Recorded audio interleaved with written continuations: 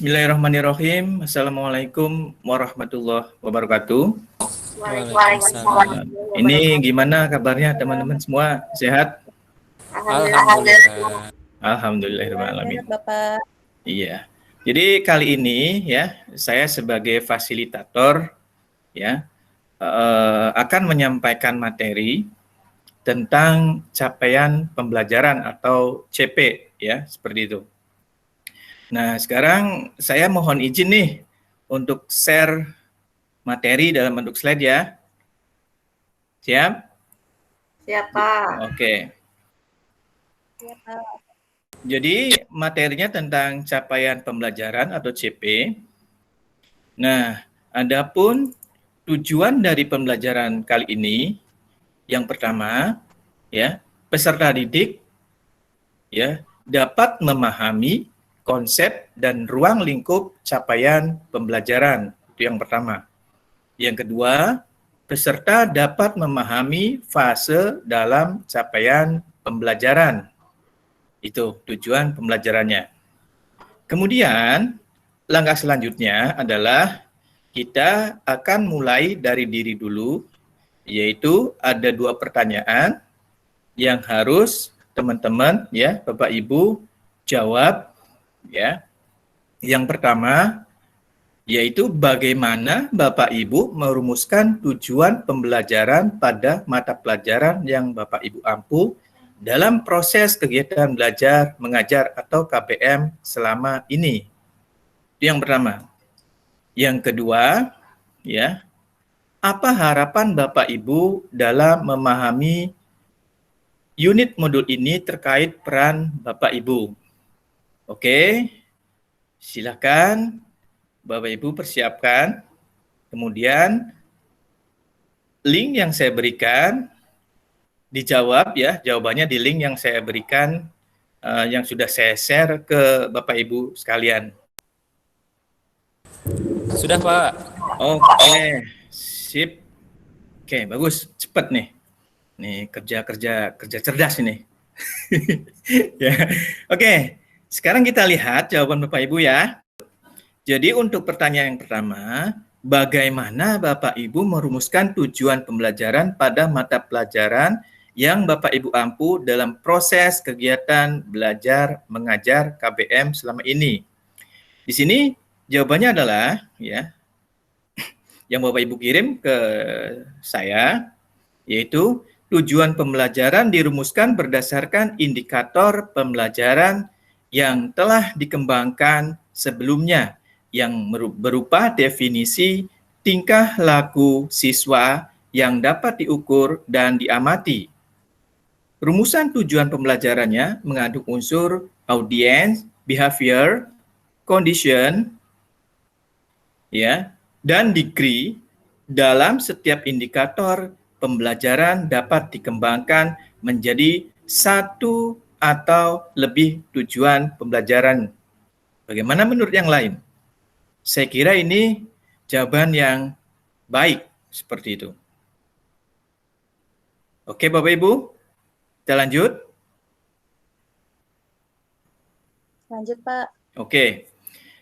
Pertanyaan yang kedua, di sini, apa harapan Bapak Ibu dalam memahami unit modul ini terkait peran Bapak Ibu? Sini, ya, artinya bisa memahami jawabannya capaian ya, bisa memahami apa itu capaian pembelajaran. Itu tujuannya ya.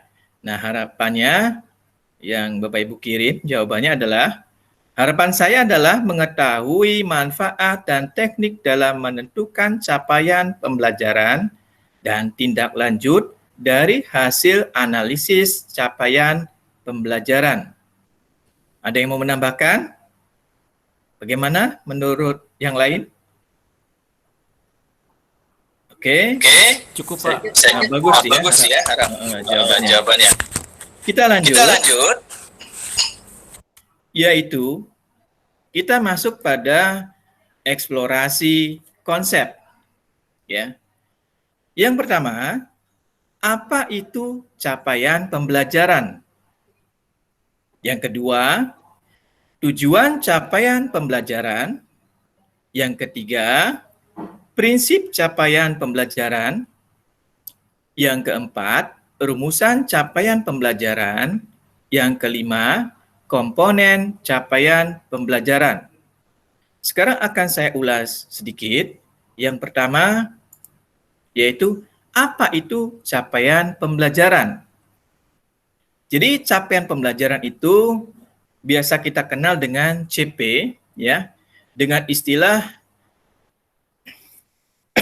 Learning Achievement Standard atau Learning Outcomes. Ya, secara sederhana, CP atau capaian pembelajaran bisa didefinisikan sebagai kompetensi pembelajaran yang harus dicapai peserta didik pada setiap tahap perkembangan peserta didik untuk setiap mata pelajaran pada satuan pendidikan dasar dan pendidikan menengah. Capaian pembelajaran memuat sekumpulan kompetensi dan lingkup materi yang disusun secara komprehensif dalam bentuk narasi. Itu tentang CP atau capaian pembelajaran. Lanjut, apa ada pertanyaan? Lanjut ya. Lanjut, Pak. Oke, sip. Yang berikutnya adalah tujuan capaian pembelajaran. Tujuan capaian pembelajaran ya dimulai dari PAUD nih, ya. Tingkat dasar. Pembelajaran di PAUD adalah pembelajaran yang mengintegrasikan semua aspek perkembangan anak dengan penekanan pada kesejahteraannya. Tujuan capaian pembelajaran di PAUD adalah ya, memberikan arah yang sesuai dengan usia perkembangan anak, nilai agama, fisik motorik, emosional, bahasa, dan kognitif, agar anak siap mengikuti jenjang pendidikan selanjutnya. Adapun tujuan capaian pembelajaran tingkat SD dan SMA, ya, SD sampai dengan SMA, yang pertama, capaian pembelajaran menunjukkan kemajuan belajar yang digambarkan secara vertikal dari satu tingkat ke tingkat yang lainnya, serta didokumentasikan dalam suatu kerangka kualifikasi. Selain itu, capaian pembelajaran juga harus disertai dengan kriteria penilaian yang tepat yang dapat digunakan untuk menilai bahwa hasil pembelajaran yang diharapkan telah dicapai. Yang kedua, capaian pembelajaran bersama dengan kriteria penilaian harus tersebut mengidentifikasi capaian pembelajaran sebagai tujuan belajar yang terukur sehingga dapat disimpulkan bahwa capaian pembelajaran kedudukannya sangat penting dalam pelaksanaan dan penilaian. Pencapaian CP atau capaian pembelajaran hanya dapat diidentifikasi setelah siswa mengikuti proses pembelajaran melalui penilaian dan harus dapat didemonstrasikan dalam kehidupan nyata. Oke, bisa dipahami Bapak Ibu?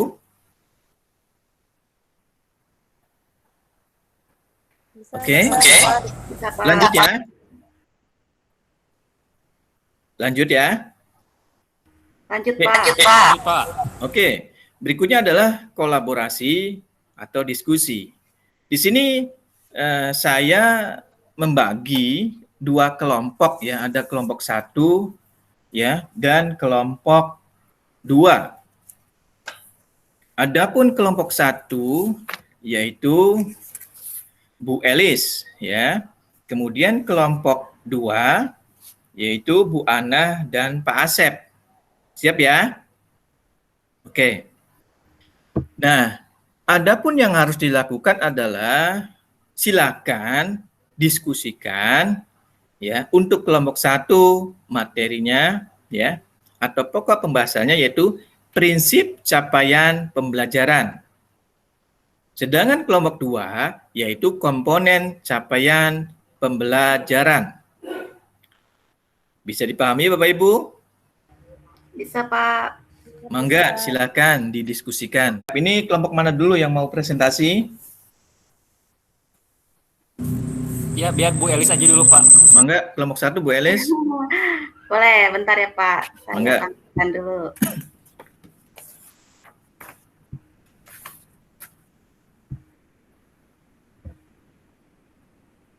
Sudah terlihat, Bapak Ibu? Oke, sudah terlihat. Bagus tuh. Ya, saya dari kelompok 1 akan mencoba untuk memaparkan hasil diskusi kami, yaitu prinsip capaian pembelajaran. Yang pertama, terukur dan spesifik. CP atau capaian pembelajaran harus dapat diukur dan spesifik berdasarkan hierarki tahapan konseptual proses pembelajaran yang hasil belajarnya dapat digunakan untuk mendeskripsikan kemampuan siswa. Dalam proses penerapan prinsip terukur dan spesifik tersebut, ada beberapa aspek yang diperhatikan, yaitu pertama, pemahaman dan pengetahuan. Kata pemahaman sering digunakan sebagai salah satu luaran yang diharapkan dari suatu pembelajaran, tetapi maknanya seringkali kurang dipahami. Pemahaman dan pengetahuan adalah dua hal yang sangat berbeda. Yang kedua, praktis. Bagaimana merancang dan melaksanakan eksperimen. Kata-kata yang umum digunakan adalah menunjukkan, menerapkan, dan lain-lain. Yang ketiga, yaitu keterampilan generik. Keterampilan generik itu merupakan keterampilan umum mencakup teknik pemecahan masalah, inti pembelajaran, yang biasa digunakan kata-kata menganalisis, membandingkan, dan lain-lain. Selanjutnya, yang kedua yaitu fleksibel atau sesuai proses dan tahapan belajar siswa. Seringkali belajar dirasa sebagai sebuah perlombaan dan bukan proses. Kurikulum disusun sedemikian rupa sehingga siswa dijejali dengan berbagai materi yang hasil akhirnya berorientasi pada sekedar tahu dan bukan pemahaman atau penguasaan, sedangkan siswa memerlukan waktu dan tahapan untuk mengupas proses. Capaian pembelajaran membawa perubahan dalam pendekatan pembelajaran di kelas, dari yang berfokus pada guru menjadi fokus kepada siswa. Menurut Harden, karakteristik capaian pembelajaran sebagai berikut. A. Pengembangan capaian pembelajaran jelas mendefinisikan hasil yang harus dicapai siswa pada akhir program pembelajaran. Yang B. Desain kurikulum, strategi belajar, dan kesempatan belajar dilakukan untuk menjamin tercapainya capaian pembelajaran. Yang C.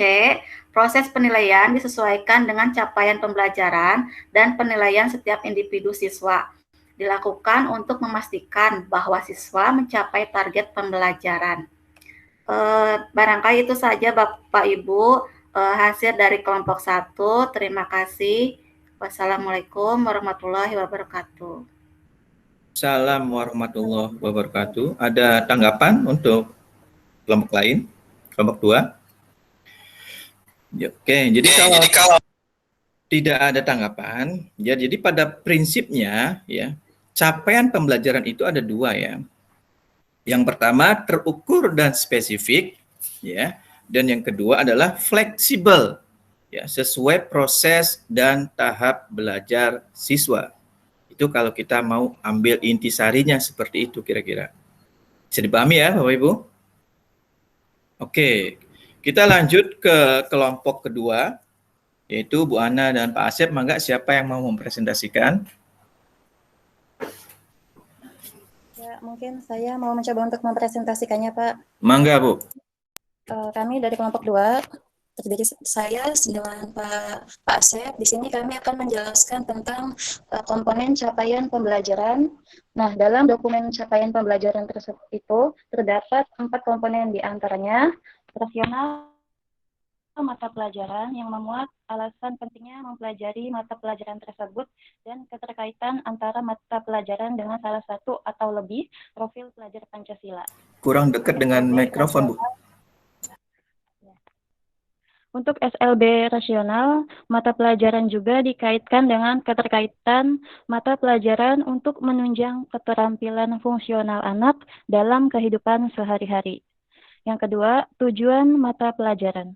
Kemampuan atau kompetensi yang perlu dicapai peserta didik setelah mempelajari mata pelajaran tersebut. Nah, yang ketiga yaitu karakteristik mata pelajaran. Deskripsi umum tentang apa yang dipelajari dalam mata pelajaran, serta elemen-elemen strengths atau domain mata pelajaran dan deskripsinya. Yang keempat yaitu capaian pembelajaran setiap fase. Nah, untuk capaian pembelajaran setiap fase itu dideskripsikan yang mencakup pengetahuan, keterampilan, serta kompetensi umum. Selanjutnya, diturunkan dengan menjadi capaian pembelajaran menurut elemen yang dipetakan menurut perkembangan siswa.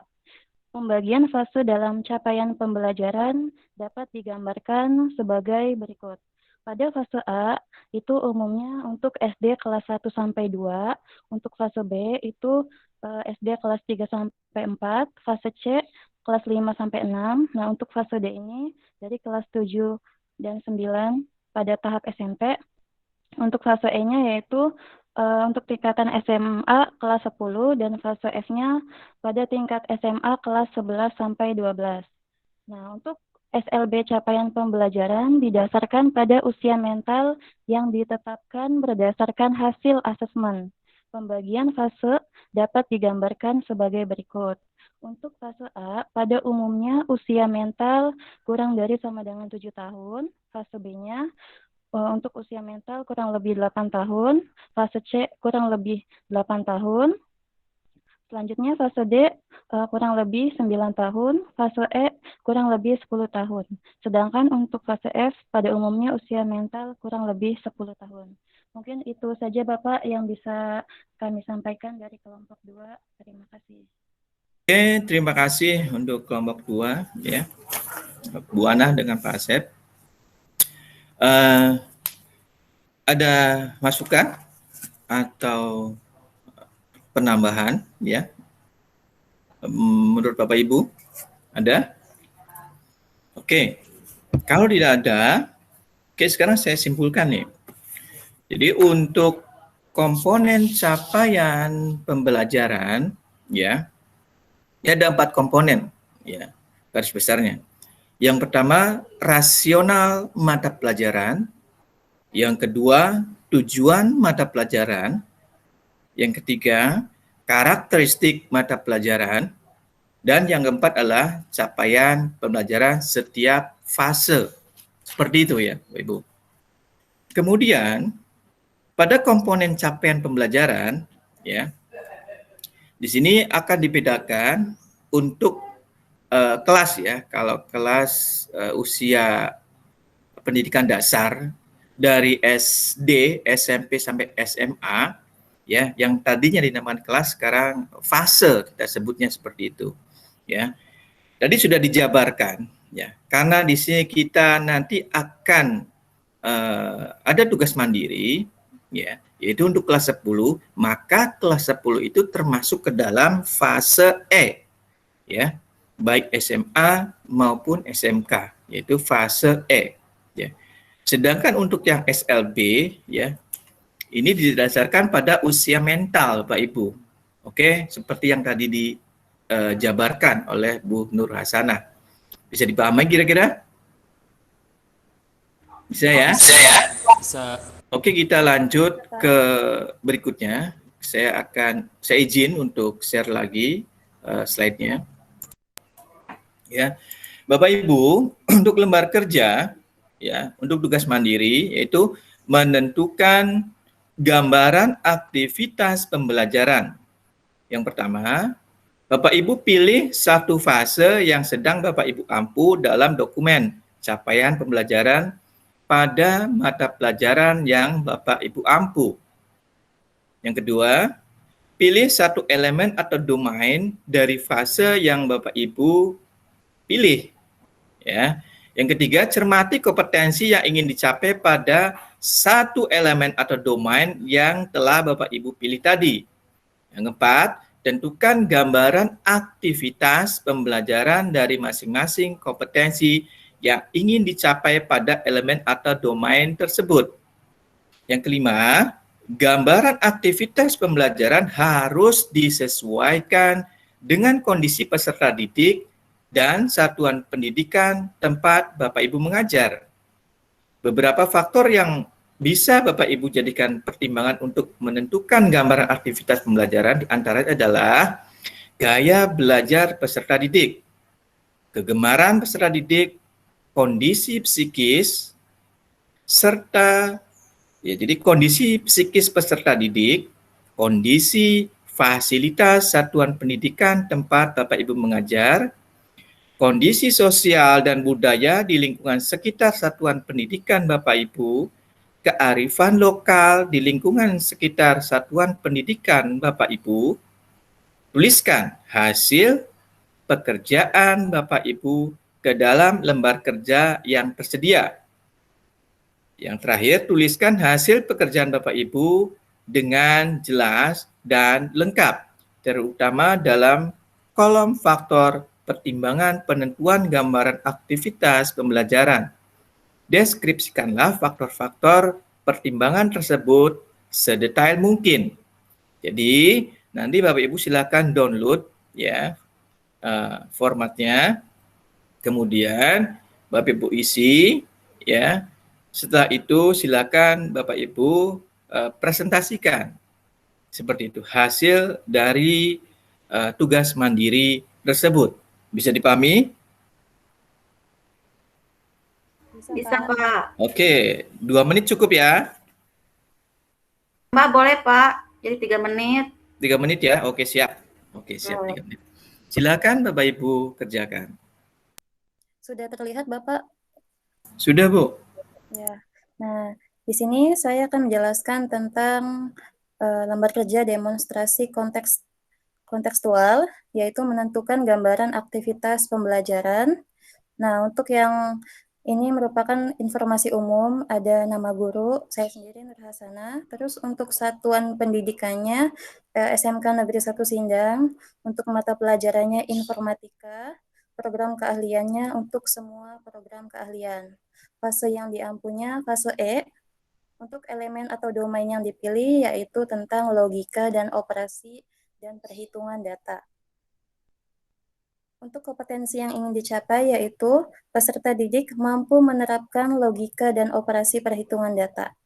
Untuk gambaran aktivitas pembelajarannya, peserta didik diajak untuk melihat video tentang logika dan operasi perhitungan data. Selanjutnya, guru membimbing peserta didik menggambarkan hubungan, pemahaman hubungan sebab akibat logika dan operasi perhitungan data, dan penerapannya dalam kehidupan sehari-hari tentang cara berpikir menggunakan prinsip algoritma. Untuk faktor pertimbangan penentuan gambaran aktivitas pembelajaran, di sini banyak siswa yang tidak peduli dengan keadaan lingkungan sekitar dan juga sikap malas untuk berpikir dan malas dalam perhitungan hal-hal sederhana. Hal ini untuk melatih berpikir kritis dan sistematis dalam menyelesaikan persoalan kehidupan yang ada di sekitar lingkungan mereka. Karakter profil pelajar Pancasila yang nampak adalah mandiri, bernalar kritis, dan kreatif. Mungkin sekian pemaparan tentang gambaran aktivitas pembelajarannya. Terima kasih, Bapak. Sama-sama, Bu. Ada yang mau menanggapi? Di akhir pertemuan ini ya Bapak Ibu, tadi untuk tugas mandiri sudah diselesaikan ya oleh Bapak Ibu semua ya. Kemudian yang kita harapkan dari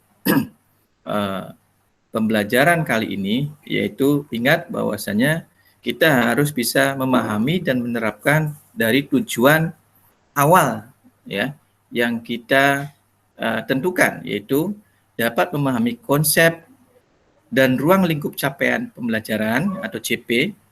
Kemudian, ya, jadi peserta didik dapat memahami konsep dan ruang lingkup capaian pembelajaran. Yang kedua, peserta didik dapat memahami fase dalam capaian pembelajaran.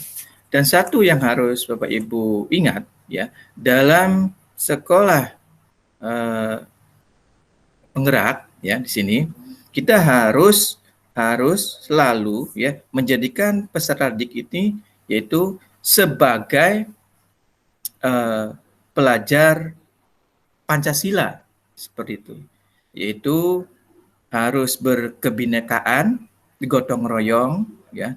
Itu tujuannya jangan lupa. Itu ya intinya. Kemudian mandiri ya. Kemudian bernalar kritis dan kreatif itu.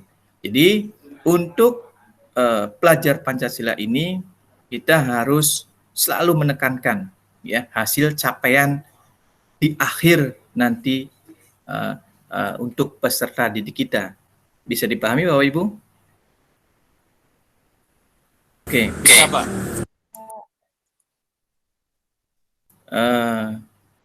Selanjutnya ya kita akhiri ya pertemuan ini ya. Semoga apa yang sudah kita pelajari kali ini ya bermanfaat buat kita pribadi dan juga orang lain, dan lebih khusus adalah bisa menerapkannya kepada peserta didik kita. Amin. Oke. Terima kasih Bapak Ibu semuanya. Saya akhiri. Wassalamualaikum warahmatullahi wabarakatuh. Waalaikumsalam warahmatullahi wabarakatuh.